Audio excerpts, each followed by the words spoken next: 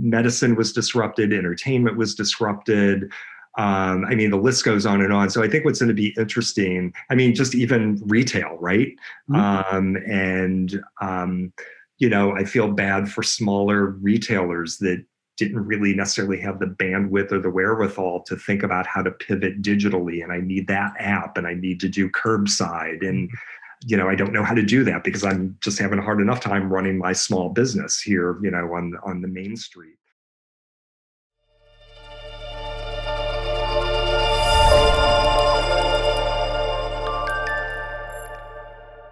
Welcome to Bourbon Friday. I'm Erik Lutzenegger, the host of the show, and I wanted to introduce our guest, Perry Drake, the Associate Teaching Professor and Co-Chair of the Marketing Department from UMSL, and the Conference Founder of MDMC. Welcome, Perry. Hey, great. Thank you, Erik. I'm glad to be here. And I'm sorry we had a small delay from the last time we had scheduled, only about a year to the day. So I appreciate you working us in your schedule. That's fine. Yeah. Yeah. So I think you've got an event coming up. You've got MDMC again this year. Why don't you tell us a little bit about that?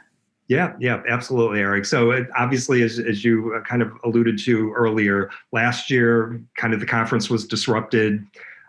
We had to stop the in-person. We quickly shifted and pivoted to a virtual sort of event, and that's where we're at this year. Again, obviously, is a virtual MDMC event. Really excited. It's the 26th, 27th, 28th, and 29th of April. So, Erik, obviously the conferences were disrupted totally, and we kind of were a little excited this year because it's giving us some, different ideas and formats, and we're kind of experimenting with things that probably will continue on even when we kind of get back more on a face-to-face sort of world. So it kind of brought a little bit of excitement into kind of the venue and how we're going to do things. But, we're back with our workshops again, but they're all virtual, Erik, instead of face-to-face, which I think is fine. The 2-day live event, we're live streaming for 2 full days, 14 really awesome speakers, which, we can talk about a little bit later. And then we've got 70 plus on-demand sessions, wow. Which we will do a slow drip as soon as the conference is over. We'll release those over the course of about 7 days and drip out those on-demand sessions as well. So we're trying to make sure it's as meaty as possible, as engaging as possible.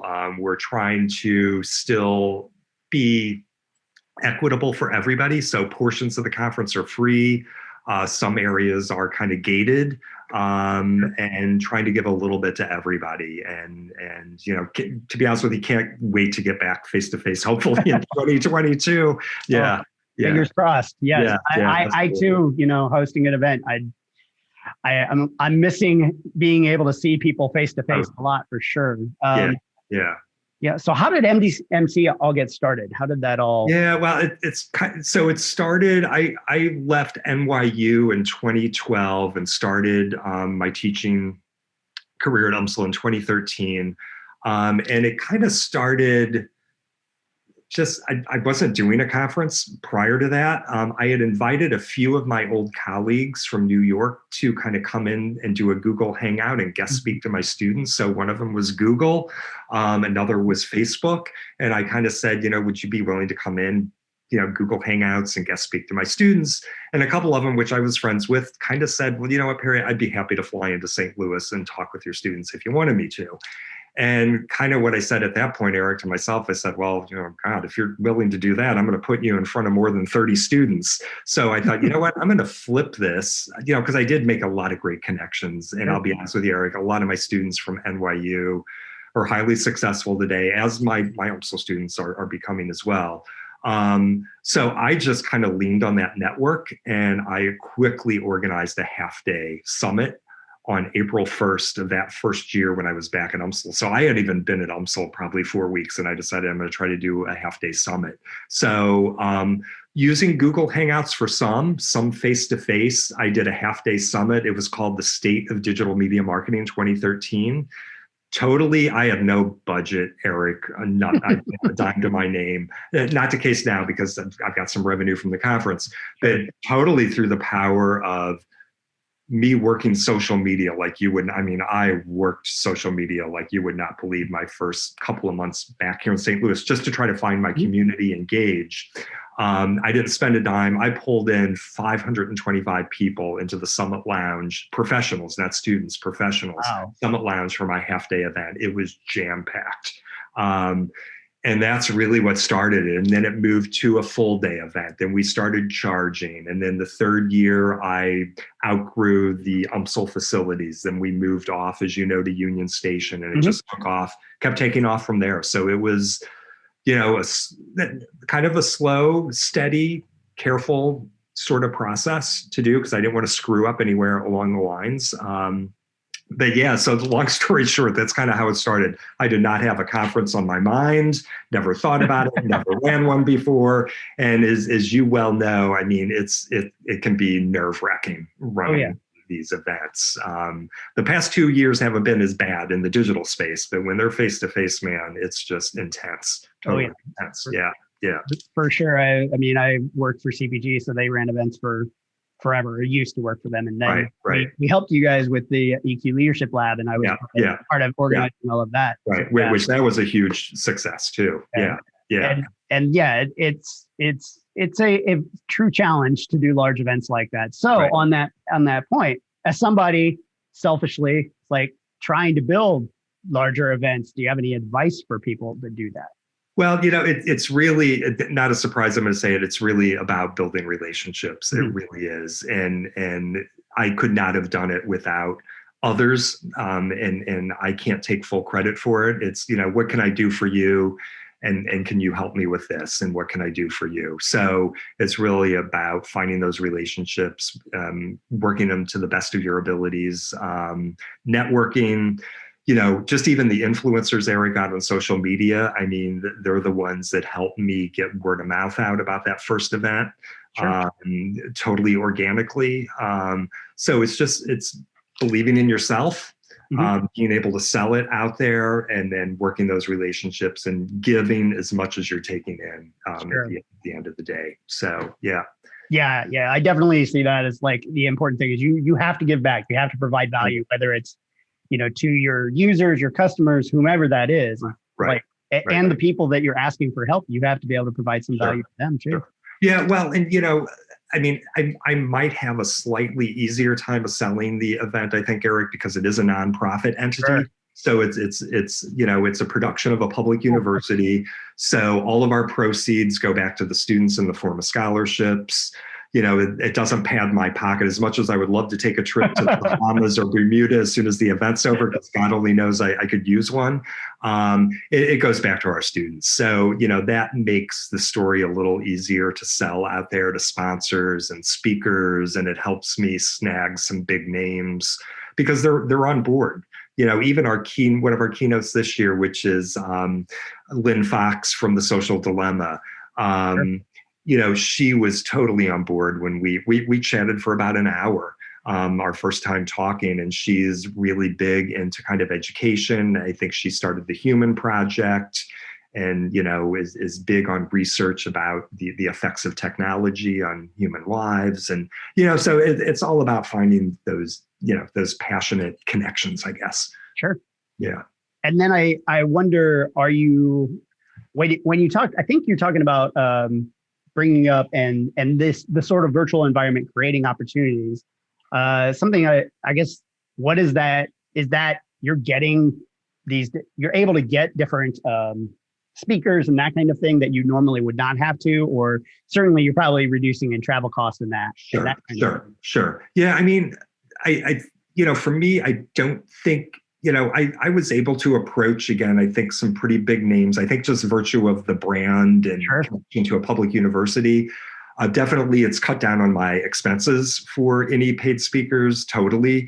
But I think what it's done for me is it's allowed me to broaden my audience in ways that I couldn't have done so before. I mean, before we had so I'm not even just saying broaden my audience geographically. I'm also talking just through an inclusive, equitable approach as well, because I couldn't afford to have a free component to MDMC before, because as you well know, I mean, just being in an event space, I mean, you're talking hundreds of thousands of dollars to set up. Coffee costs alone are astronomical. And so this has afforded me the opportunity to reach people that maybe I wouldn't be able to reach otherwise, and give them an opportunity to participate in an event. So I think that's the great thing. And I think, Erik, that will always now be a part of MDMC. So we'll always have kind of that digital experience somehow in there. I don't know exactly what it's going to be yet, because we're just starting to work our way out of COVID, but definitely for 2022, it's going to be certainly a hybrid sort of model, kind of. Yeah. And I definitely think like COVID basically advanced everything virtually 5 years. Sure. Oh yeah. Yeah. A few months. And I agree. I think that the hybrid model is going to be the way. And even with Bourbon Friday, I've even talked about, now that we're virtual only when we go back to the live event, that I would think that there's got to be some kind of virtual component in there. I mean, besides the interviews. Yeah, no, absolutely. I mean, we do the In Your Business with UMSL Big Business podcast, as you well know, my students do. And you know what? I don't think we're going to ever probably go back to face-to-face. Now, that doesn't mean on campus we might not try to do a face-to-face podcast. But I mean, I think the virtual format is phenomenal. I mean, it works great. We can capture anybody in the podcast, bring them all together. We don't have to worry about the logistics and, as you well know. So, I mean, it's just, I think it's a perfect format. So let's talk about the program this year a little bit more. And I know you've mentioned a few things, but is there anything else that you're kind of excited about? Yeah, I mean, there's not necessarily a theme. I knew kind of what I wanted to kind of hit on this year.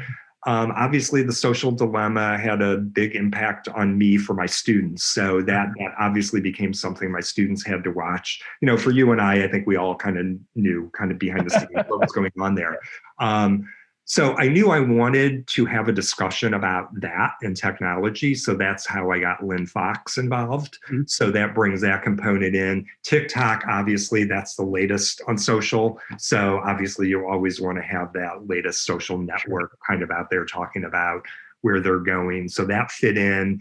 And then again, I'm a big Shankar Vedantam NPR podcaster fan. He has the podcast, The Hidden Brain. Don't know if you've heard it before, but he gets into all sorts of things that resonate in this digital world as well, around echo chambers, polarization, creation of tribes, and just kind of how the brain works to get that tribal mindset or create those echo chambers, et cetera. He doesn't necessarily get political, which I do like about him. So he tries to be pretty middle of the road, looking at things, again, in somewhat of an academic fashion. So that kind of fit in. It kind of just all fits in kind of at a high level theme of our kind of three keynoters.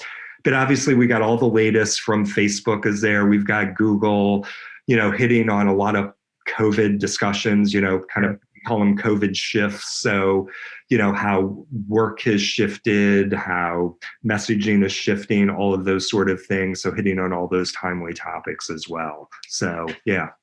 Gotcha. You're going to be talking about Clubhouse at all? Interesting you're saying that. So, yes, so we have one speaker that's going to be talking on Clubhouse. I've been doing back-to-back, sorry, my throat's about ready to go, Erik. I've been doing back-to-back Zooms today, one of which was about our new MDMC Clubhouse, which we're getting created.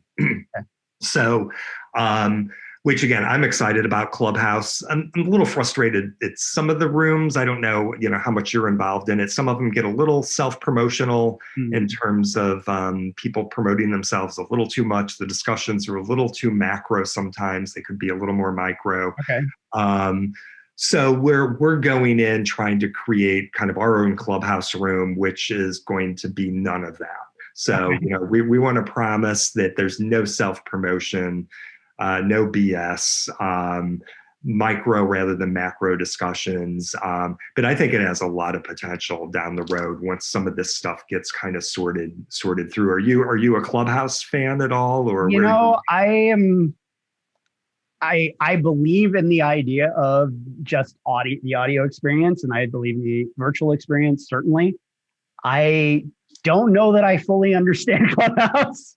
There's certain things where because I'm trying to produce all this content and I don't, as far as I know, there's no like long tail. There's, you're uh, in that Clubhouse, you're having that experience, and then that is it.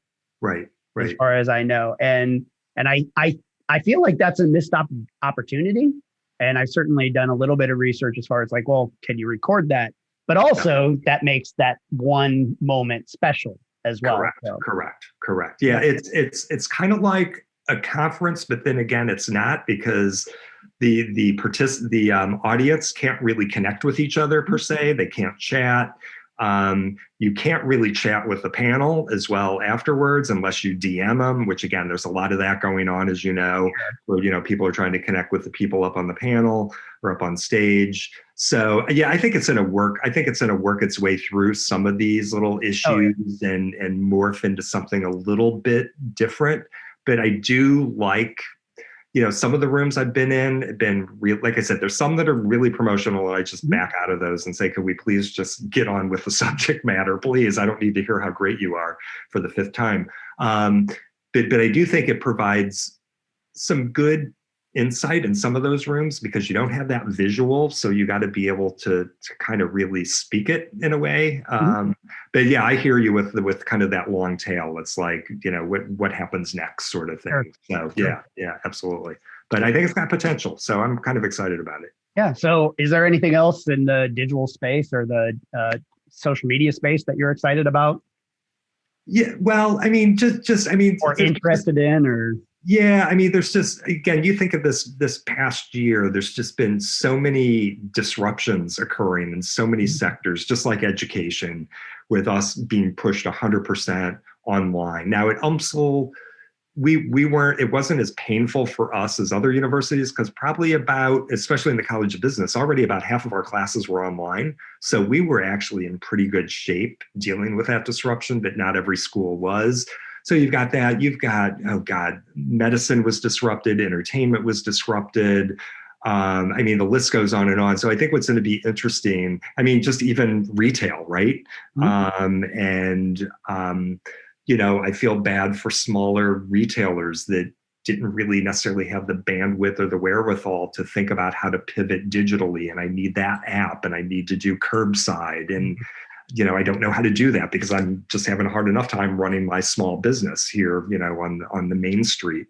So I think it's going to be interesting to see what shifts hold after COVID, what goes back to more normalcy, if that's what we want to call it, and just kind of seeing how this whole sort of aspect shakes itself out down the road, because it certainly has propelled things forward pretty quickly from a technological point of view. So we'll see what kind of happens, and even just messaging, from a marketer's point of view. I think we all started with, which I think we were all tired of it, we're all in this together. If I heard that phrase one more time, which you don't hear it that much. Every now and then you'll still hear it. It's like, okay, I think you need to shelve that commercial. So I think brands are going to have to start changing their tone a little bit as we start going out and about a little bit more without our masks, things along those lines. How are they going to be engaging with the consumer? Probably on a more personal level, as opposed to just that big, we're all in this together sort of big group sort of conversation. I mean, I don't know what your thoughts are on that, Erik. Yeah, I think, certainly early on in my own business, like it benefited us because people were trying to do digital transformation, sure, right, as quickly as possible. I do think that's slowed down now a little bit. I think that I definitely think that all the things that make things more convenient, whether all the Instacart and how that expanded so rapidly to brands that you would never even think would use a service like that. Sure. Like even here in St. Louis, that may be on the coast, they already were, but that's not going away anytime soon. I don't think hybrid events are going away in any way.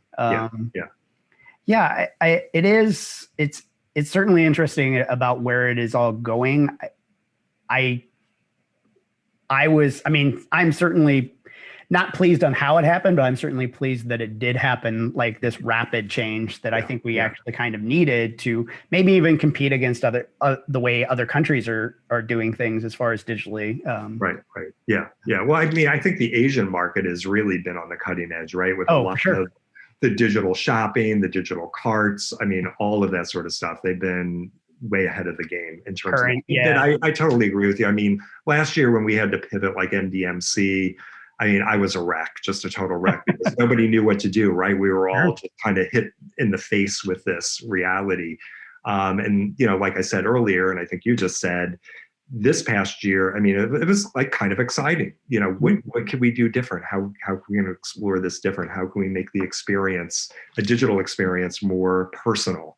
And then just thinking about what is going to stay and what's going to go going forward. I mean, we purchased a learning management software this year. Okay. So we're putting all of our on-demand sessions, Erik, into a learning management system where we will be able to let people have access to it, where they can go in, watch videos, take tests, maybe get certifications, all of that sort of stuff. It's through a company called Thinkific, which I believe HubSpot uses for their certifications, and other companies do. So, I mean, I'm excited just about that aspect. So going forward, I mean, we're going to have every speaker, whether you're live at Union Station or not, you will pre-record your session for us. And it will be poured into our learning management system. So we'll have a digital version of your session, Erik, as well as you speaking live at MDMC. And again, that allows us to extend our reach again in ways that we couldn't ordinarily. And also it gives you a way to extend yourself, right? Longevity outside of the conference also. So just lots of benefits, I think, out there, which is kind of exciting. But yeah. So you kind of got the double whammy, being conference founder for MDMC, but also a professor. Yes. What was that like? I can't even imagine that. I was in college 20 years ago, so I can't even imagine. We barely had the internet then. Yeah. So I can't even imagine the differences that brought. Yeah. So it was an interesting experience. So that like hit us all in March-ish, like mid-March, and the word came out that 100% of the classes had to go online. So as you can imagine, I mean, some faculty had never taught online. Some are slightly older and they're not that conversant with some of the technologies. So, I mean, I have to hand it to our faculty resource center. I mean, they did a phenomenal job at getting all the faculty up and running quickly on Zoom, helping them pivot their classes over. For myself, it was fine. For those that were kind of already quasi-comfortable teaching. Now, I was not doing anything Zoom, so don't get me wrong, but I'm comfortable, doing stuff online and, those sort of things. But it was a mad scramble, and faculty just trying to quickly shift and convert some classes. There were obviously road bumps that were occurring. I think the students were pretty understanding, for that initial transition of trying to get that to happen. This semester, everything's gone really well. So the fall, we were fine. The spring, we were fine. Again, we have a lot of resources at the University of Missouri St. Louis, again, supporting the faculty doing that. And believe it or not, about 20% of the faculty do have some face-to-face component to their class. So I'm not saying they have every class there. So they may meet with the students a couple times or 3 or 4 times throughout the semester, just trying to keep that face-to-face. I do everything synchronous. So some faculty are asynchronous. So synchronous means live Zoom. So we jump into Zoom together. And so it's almost like a live classroom. So all of my students have to come in. They all have to have their cameras turned on. Otherwise, they don't get credit for being in attendance if their camera's not on. Because you could always turn the picture of yourself off and then head out the door. Have you had anybody like digitally virtual background themselves? I may very Everybody well. raise your right hand. I probably just didn't notice. I have heard stories of like some students, not necessarily at UMSL, but just stories where they'll create a little video of themselves and loop it. and it's just to make it look like they're sitting there. But I wouldn't even know how to start to do that. But I think the students like the synchronous because it at least gives them some FaceTime with me. It may not be real FaceTime, as opposed to kind of learning on your own through the asynchronous style, which is just here's stuff to read for the week, and here's the quiz, and here's the homework assignment. Good luck. So some faculty are doing a combination, some are doing one or the other, whatever. But the university is definitely, for this next fall, wanting us to try to start getting back in somewhat of a face-to-face sort of format if we can, because they just realize it's important for this. As you know, the students want to kind of have that face-to-face component. They're not necessarily as fearful of COVID as those that are a little older. Just like when we were younger, you're fearless in those teenage years, right? You're indestructible. I can't imagine what I would have thought at 21 of all of this. But it's definitely been a major disruption for universities everywhere. But again, I think, it's a natural progression. I mean, more and more schools are going to that online format. We're having to compete with schools like Capella, which is 100% virtual.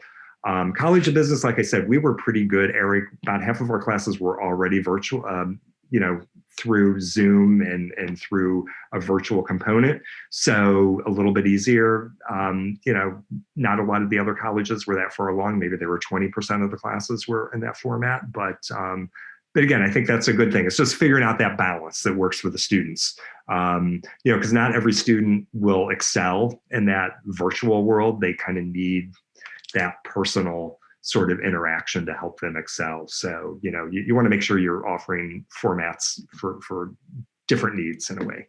Right. Yeah. It's definitely, live makes an actual experience versus otherwise you're just sitting here watching a thing on your computer and trying to learn from that, we've all tried to do that, and that doesn't always go so well. Sure. Yeah. Well, and then you even think of like our new course, our sales personal selling class. Again, the faculty member's knocking it out of the park. He's doing, synchronous sort of classes. But again, that's the kind of class you want to have that interaction so you can clearly see those facial expressions and, understand, where you're putting the stress on different words, clear, all that sort of stuff. But you make do, you figure it out. Which I think you've been doing very well at here in the last couple of years. Absolutely. So, and hopefully we have fewer things to figure out. Right. Going forward. Yeah. Very, very soon. And it sounds like that is the case coming up. Yeah. I think we covered everything, Perry. This has been a great discussion. Yeah. So is there anything else you want to mention, and definitely tell people how to find out more information about MDMC? Yeah, absolutely. Just go to bestmarketingconference.com. So that was a great SEO hack, believe it or not. Nobody really was. When Brianna, my executive director, came to me and said, Perry, can you believe that bestmarketingconference.com is available? I said, grab it. And so bestmarketingconference.com, you can go there. Again, register for your free ticket at least. For goodness sake, got 14 awesome speakers lined up, a couple of great panels. We've got Anheuser-Busch, which is going to do a phenomenal discussion of kind of what they've been up to. Again, they don't go out there publicly that much, so I'm excited about that. So, and then we've got you can up your game. Level up a little bit on a paid ticket where you can get workshops. So we've got half-day workshops. And again, if you level up to the ultimate ticket, Erik, you get a t-shirt. And you know what I'll do for you having me on here? I'll flip you a t-shirt. So we got a really cool MDMC t-shirt this year for the digital experience. We got a face mask, of course, Erik. Had to have the face mask. Yeah. But yeah, just go to bestmarketingconference.com and you can check it all out. Okay, great. Yeah. So thank you, Perry, so much for coming to Bourbon Friday and everything that you're doing for St. Louis and our community. So If people want to stick around for the rest of this episode, I'm actually, because Perry was here and we're talking about marketing, I'm going to talk about a little bit of marketing in bourbon, and especially what's on the bottle that doesn't really mean anything except to try and get you to buy it. So thanks again, Perry. Yeah, absolutely. Thanks, Erik, for having me.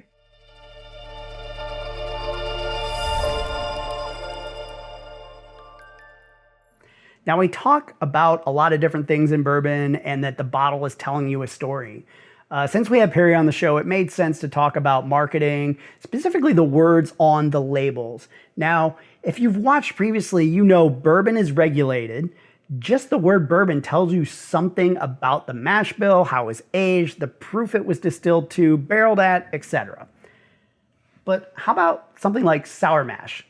Technically, that does mean something. It just means that they use part of the last batch with the next batch. But the vast majority of bourbon and Tennessee whiskey, which is bourbon, is sour mash. Some sweet mash brands are emerging, though, like Wild Trail, or Wilderness Trail, rather. So keep an eye out. Select or hand selected, what does that mean? It just means the process wasn't entirely automated. Someone selected it. I've been on a lot of tours. I've never seen robots. They might exist, but ask yourself, what would robot selected bourbon taste like? One caveat to select is store picks. Buy store picks. The big one that is used in almost all marketing sales is creating perceived scarcity. So terms like premium, reserve, rare, limited, they want you to think you can't get it. Creating scarcity also applies to allocated. Yes, I'm sure distilleries do decide how much they send to distributors. Allocated. This is super common in sales. You want them to move. I don't know if we've got that. Let me check in the back. Oh, this is the last one on the lot. I don't know whether we'll get more. How about vintage? Nope, doesn't mean anything. Grain to glass? Sometimes that means something, and sometimes it doesn't. One where it does is in this bottle of Stumpy's Barrel Proof, a store pick. They source their ingredients mostly from their 8th generation family farm. So do a little research, and if it's a mega distillery, nope. Handcrafted or handmade? Well, Makers has been sued over this. That said, every one of these suckers is hand dipped in wax. You can go to the distillery and do it yourself. Side note, I love Makers Campus. It's what it would be like if Disney built a distillery. I stand by that. Not a bourbon, but the big one that comes to my mind is Tito's handmade vodka. Tito sells something like 100 million bottles of vodka every year. Handmade. They've also been sued. Some people say award-winning doesn't mean anything. I would disagree to some extent. Popularity contest, probably not that big a deal. But when we are talking about large national or global competitions, in my mind, that definitely means something. This bottle says award-winning. All the awards that Still 630 has gotten are definitely justified. And I think that goes for other brands too. Because I'm assuming that the people that are judging these things have a better palate than I do. So I do my research and just go with it. Finally, that brings us to small batch.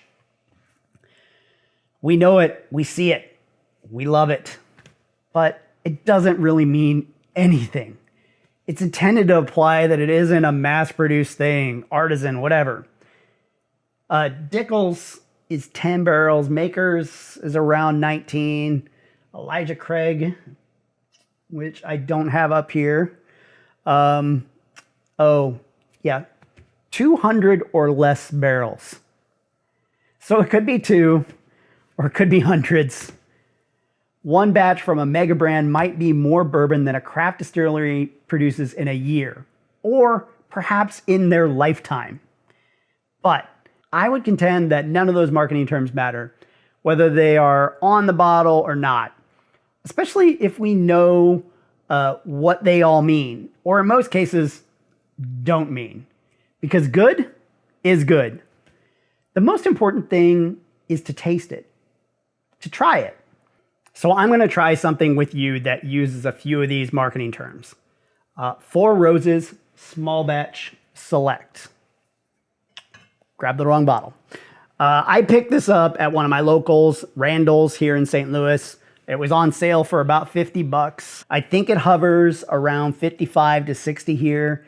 It might be different for you. I'll be honest, you might not be able to get it everywhere, but it's starting to get wider distribution.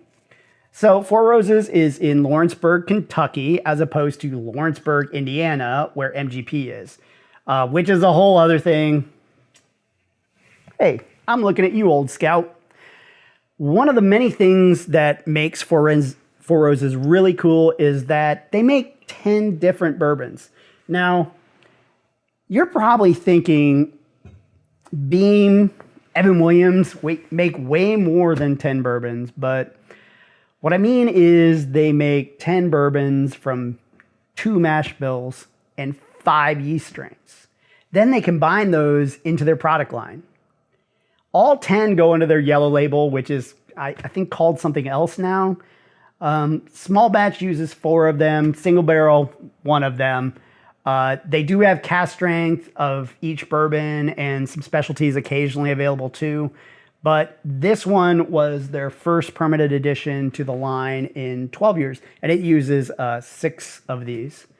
It was launched all the way back in 2019. 2019 feels forever ago at this point. So I will do a tasting, but something you should know about me is I had anosmia in the past. Now, this wasn't COVID related. If you don't know, anosmia is losing your sense of smell partially or entirely. I lost mine completely, which is a real bummer as a bourbon enthusiast.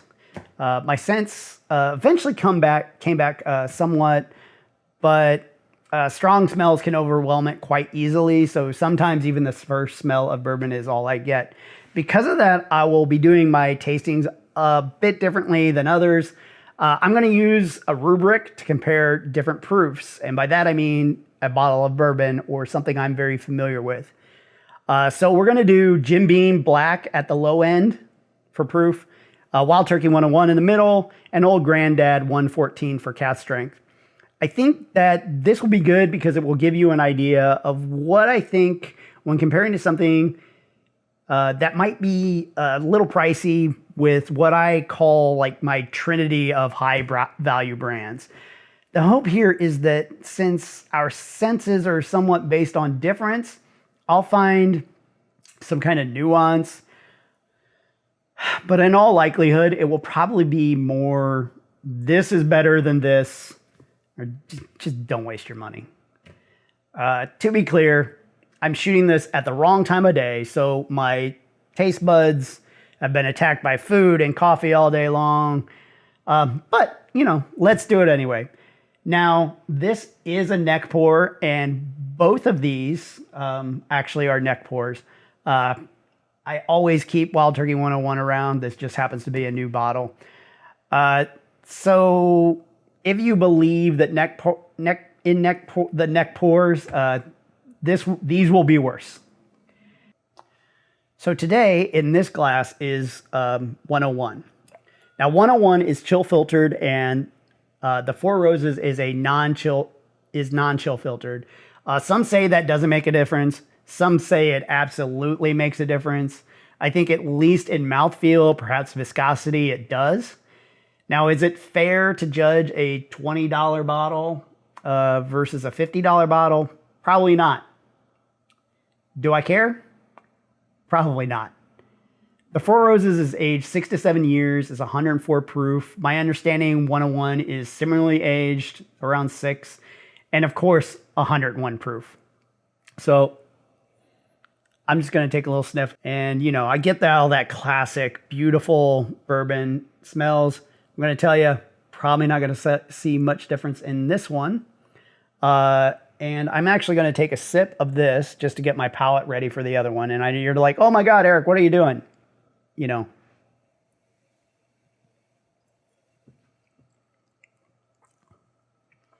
Ooh, that's the first thing I've drank in about a week. This is really good. It's one of my favorites. It's what I will order if I'm just in a bar, any bar. It's going to have 101. You've got your classic bourbon flavors, nuts. I don't get much cherry out of this. A little bit of that oakiness. Maybe a little cinnamon, vanilla, of course. I definitely am getting that alcohol burn, but that's just because, this is the first sip, so it's not terribly surprising. So that is the 101. So this is the Four Roses small batch. Ooh, there's difference there. Now, according to Four Roses, tasting notes are going to be raspberries, clove, nutmeg on the nose.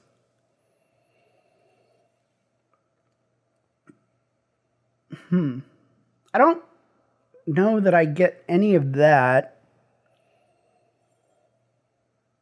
But there's definitely like this floral component. And like I said, my sense of smell, very messed up. Now, let's just take a little initial sip of this.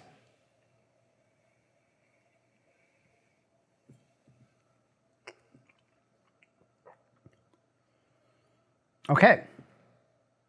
I like that quite a bit. You can, I don't know whether you can see that or not, but this has like real legs. The mouthfeel on this one, definitely more than the Wild Turkey 101. Yeah, I'm still getting like that floral sort of smell. Four Roses says for this one, apricot, berries, vanilla, and light oak on the palate.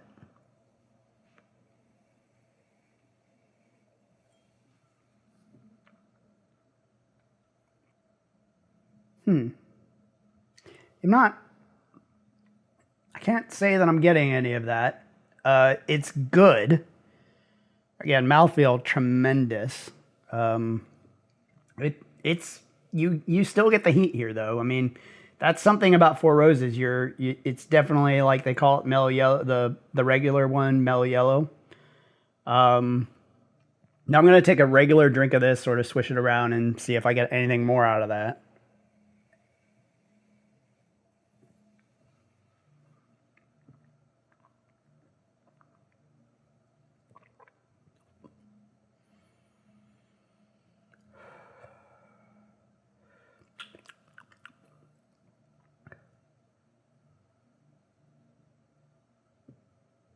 Yeah, no, this is just good.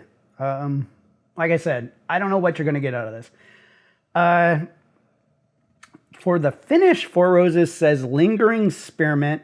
Definitely don't have that. A light touch of cinnamon on the finish. Maybe that's there.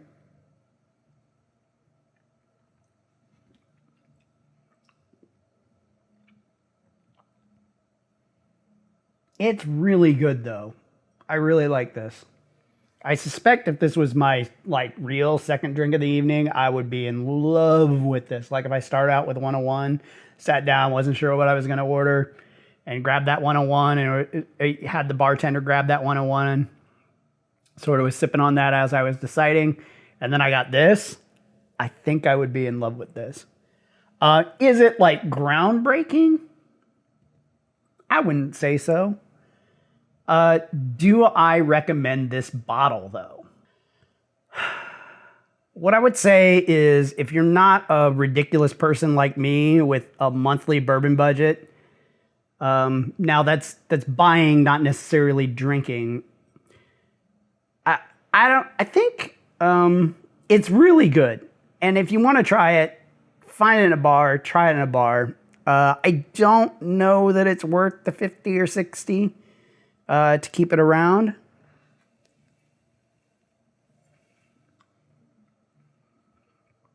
There are other things that I might go with that have a similar mouthfeel. The cheaper Uncle Nearest comes to mind.